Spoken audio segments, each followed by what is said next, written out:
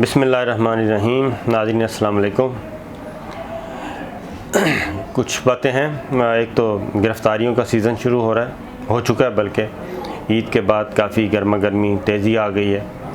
मरीम नवाज़ साहिबा आ गई हैं मैदान में। आज उन्होंने जलसा किया और जरदारी साहब गिरफ़्तार हैं। जे नैब की तहवील में हैं, वो किस हाल में, वो भी आपको बताएंगे। और उसके बाद हमजा शहबाज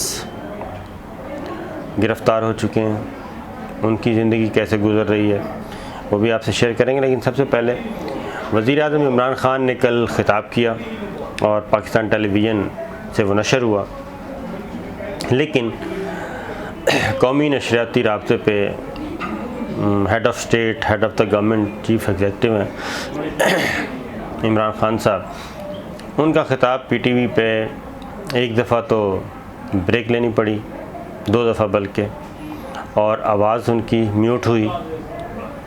और जब पहली ब्रेक आई पीटीवी, अचानक इमरान ख़ान साहब की जो ख़िताब था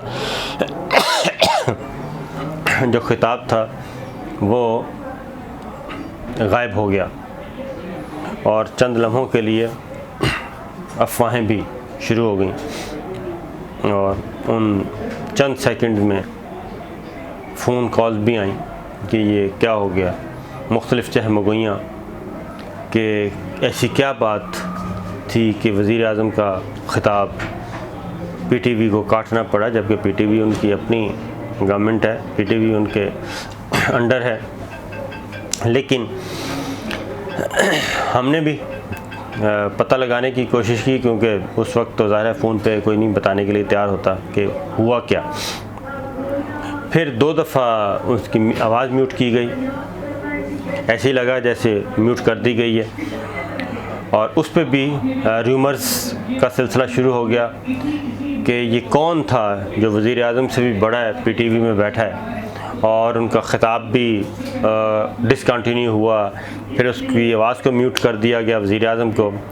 ये इसमें कोई शक नहीं, ये एक एम्बैरेसिंग सिचुएशन थी कि head of the government, chief executive ख़िताब करे और ये हो, ऐसा हो जाए। ये एक मजाक था। फिर अगर कोई भी और वज़ीर-ए-आज़म होता तो पीटीवी का काफ़ी अमला सैक हो चुका होता, अब तक ये सस्पेंड हो चुका होता, इंक्वायरी शुरू हो चुकी होती। हमने कोशिश की ये पता लगाने की कि आखिर ये माजरा क्या है। फिर ये भी गया जहन में कि क्योंकि फवाद चौधरी साहब को वज़ारत इत्तलात से हटाया गया है, फिरदौस शाहवान साहिबा आई हैं, तो हो सकता है कोई अंदर इस तरह की कोई शरारत हुई हो, ये एलिमेंट भी। लेकिन आज जब हमने इस बारे में पता किया तो पता चला कि पहले जो एक तो ये कि नॉर्मली तरीक़ाकार क्या होता है पीटीआई के, चूँकि मैं तो अभी भी यही कहता हूँ कि 0 मीटर हुकूमत है, तो नॉर्मली तो ये होता है कि जब ख़िताब रिकॉर्ड हो जाए, रिकॉर्ड होने के बाद एडिटिंग के मराहल में हो, तो तब ये ख़बर लीक की जाती है, ये बताई जाती है कि वज़ीर-ए-आज़म का ख़िताब जो है वो आज करेंगे और इतने बजे नशर होगा। लेकिन ये ऐसा हुआ कि वज़ीर-ए-आज़म इमरान ख़ान साहब का जो था ख़िताब का मामला, ये उनके मुआविनीन में से अभी तस्करा ही हुआ था और उनके मुआविनीन में से एक ने ये मीडिया को बता भी दिया और टाइम भी दे दिया, जिससे गड़बड़ हुई। लेकिन पीटीवी का कैमरा आया और पीटीवी का कैमरा आया तो वो कैमरे का रिज़ल्ट अच्छा नहीं था, लिहाजा एचडी कैमरे का इंतज़ाम किया गया, ज़रा बेहतर कैमरा। उस पे ये रिकॉर्डिंग हुई। रिकॉर्डिंग होने के बाद वो हवाले कर दी गई पीटीवी के। अब पीटीवी में एडिटिंग का मरहला होता है वो कार्ड उसमें आई थिंक उस कैमरे में कार्ड सिस्टम में वो कार्ड निकाल के शिफ्ट किया जाता है दूसरे सिस्टम में, वहाँ से फिर सारी चीज़ें की जाती हैं और दोबारा से उसको एडिट किया जाता है। कन्वर्जन का जो प्रोसेस है थोड़ा सा वो चलता है उसमें। अब ये हमें बताया कि उसमें ऐसी कोई एक्सपर्ट नहीं थे जो सारी चीज़ों को हैंडल कर सकते। उसमें डिले हुआ। डिले होने के बाद जब टाइमिंग्स 2 दफ़ा चेंज हुई तो उस पर प्राइम मिनिस्टर ने डिस्प्लेयर शो किया, नाखुशगवार कहना चाहिए, नरम से नरम लफ्ज़। और फिर ये कहा था इंस्ट्रक्शन थी कि 10:30 बजे हर हाल में ये तकरीर नशर होनी चाहिए, लेकिन कन्वे किया गया कि 10:30 बजे पॉसिबल नहीं है क्योंकि वो उसको एडिट करना है, कन्वर्ट करना है, वो सारा प्रोसेस 10:30 से 11 बजे, 11 से 11:30 बजे, तो 11:30 बजे सिचुएशन बिल्कुल एक अनहोनी सी हो गई थी।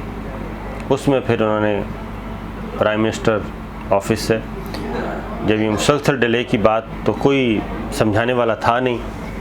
ये कहा गया कि हर सूरत में ये 11:50 से आगे ना जाए। 11:50 में वो जो थोड़ा बहुत था वो उन्होंने वो डाल दी की रिकॉर्डिंग पे और टुकड़ों की सूरत में पहला टुकड़ा दे दिया गया कि चलें जी स्टार्ट करें। फिर तिलावत को भी थोड़ा सा लंबा किया गया, लेकिन इसके बावजूद चीज़ हैंडल नहीं हो सकी क्योंकि बैकअप में पहले से मौजूद नहीं था इंटरव्यू। तो ये हुआ कि प्राइम मिनिस्टर साहब का ख़िताब जो है इस वजह से ये हुई एम्बैरसमेंट और हैरत। तो अब इसके ज़िम्मेदार कौन है कौन नहीं है ये तो अब प्राइम मिनिस्टर जाने या फिर उनका ऑफिस जाने। ये था एक चीज़, क्योंकि काफ़ी टॉक ऑफ द टाउन थी कि क्या वजह है। मरीम सफदर साहबा ने भी जो आज ख़िताब किया उसमें भी ये कहा गया कि जनाब उनकी आवाज़ बंद कर दी गई, आवाज़ बंद हो गई, नया पाकिस्तान बनने जा रहा था कि आवाज़ बंद हो गई। फिर सोशल मीडिया पे भी, मीडिया हाउसेस में भी, एक तो टीवी चैनल्स पे एस पॉलिसी इस चीज़ को डिस्कस किया जा रहा है कि आखिर हुआ क्या।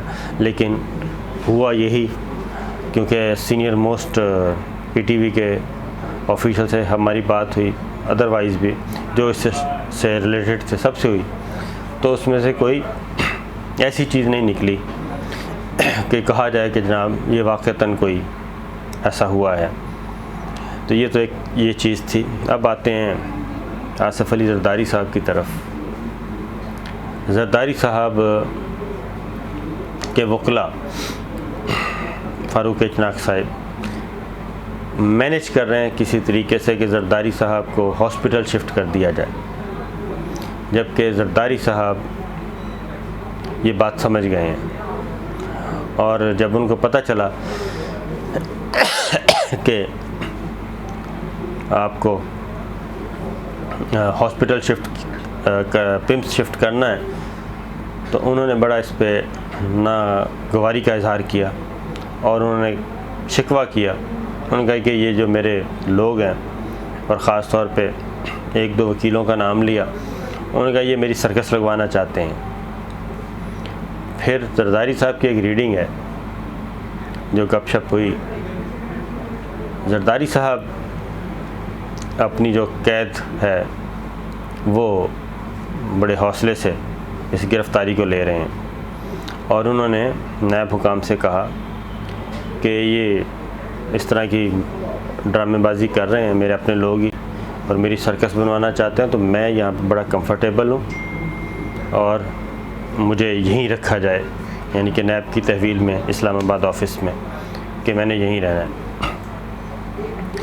फिर ज़रदारी साहब ने जब से वो अरेस्ट हुए हैं सिर्फ़ एक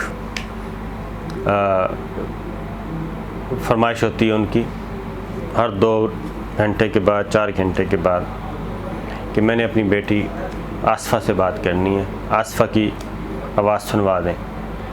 तो इसके अलावा अपनी बेटी आसफ़ा के अलावा उन्होंने किसी से कोई फरमाइश नहीं की कि उन्होंने बात करनी है, इवन बिलावल से भी, पार्टी किसी लीडर से भी, और कोई फैमिली मेम्बर से नहीं।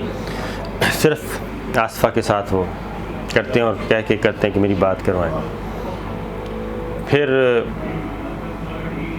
वो गपशप भी लगा रहे हैं, बड़े ज़बरदस्त, और महफ़िल उन्होंने सजाई हुई है उधर।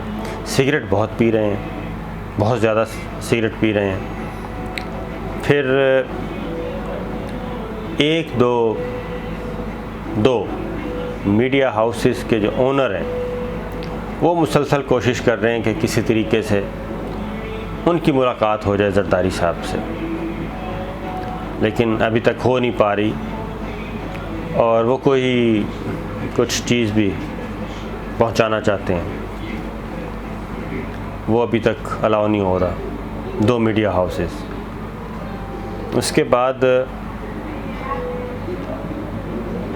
एक वो नैब के ऑफिसर ने कहा जरदारी साहब से कि जनाब आपको बड़ा कंफर्टेबल रखा हुआ है हमने, और आपका ख़ास ख्याल रखा जा रहा है। तो जरदारी साहब ने उनको कहा कि इससे पहले आपके पास कोई एक्स प्रेसिडेंट भी तो नहीं ना आया, तो एक्स प्रेसिडेंट तो आपके पास पहली दफ़ा आया है, इसलिए ख्याल तो रखना पड़ेगा। फिर मरियम बीबी के बारे में उन्होंने एक जुमला बोला है। उनका ख्याल है कि नवाज़ शरीफ साहब जो हैं वो जो उनका इनर है नवाज़ शरीफ साहब का, वो है कि मैंने फिर हिसाब बराबर करना है इस्टेब्लिशमेंट के साथ, और जब भी मौका मिलेगा नवाज़ शरीफ साहब जो हैं वो स्कोर बराबर करेंगे, बल्कि ऊपर लेके जाएंगे। जबकि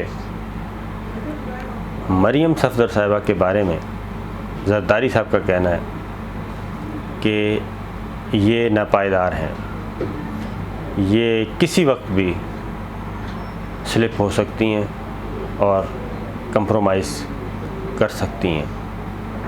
ये जरदारी साहब की असेसमेंट है नवाज़ शरीफ साहब के बारे में और मरियम सफदर साहिबा के बारे में। तो फिर जरदारी साहब ने कुछ और बातें भी की, कर रहे हैं। तो लेकिन अभी तक क्या कहना चाहिए कि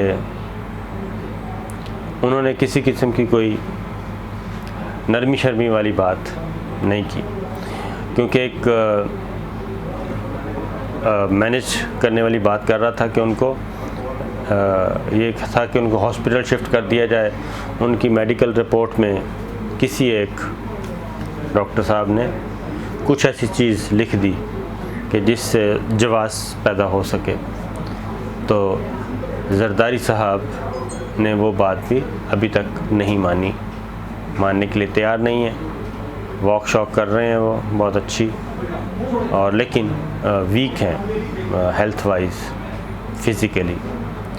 तो ये चल रहा है। जबकि दूसरी जानिब हमजा शहबाज जो हैं वो काफ़ी टेंस भी हैं अपनी, जब से वो गिरफ़्तार हुए हैं टेंस हैं और परेशान हैं, और हौसले में भी वो उस तरह से नज़र नहीं आ रहे जैसे जरदारी साहब आ रहे हैं।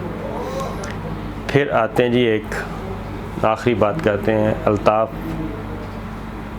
हुसैन साहब की तरफ। उनका करना चाहिए नहीं, अल्ताफ़ हुसैन का नहीं करते, बल्कि गिरफ़्तारियों की बात करता हूँ कि इत्तला ये है कि अब पीटीआई के वज़रा या अरकान पार्लिमान जिन पे एलिगेशंस हैं उन पे ज़रा कड़ा वक्त आने लगा है एहतसाब का, और हो सकता है कि एक आध वज़ीर नैब अपनी तहवील में ले और उनके ख़िलाफ़ जो पेंडिंग मामलात हैं वो आगे बढ़ाई जाएं।